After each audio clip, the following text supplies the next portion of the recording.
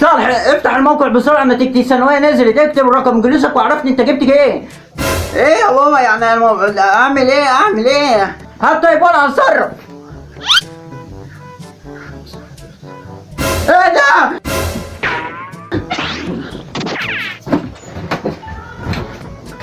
افتح يا الباب يا، وربنا ما فاتح. لا مش فاتح.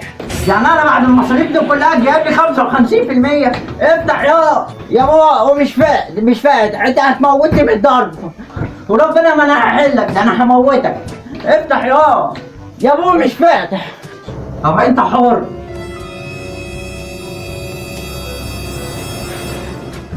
هو مالي سكت مرة واحدة كده؟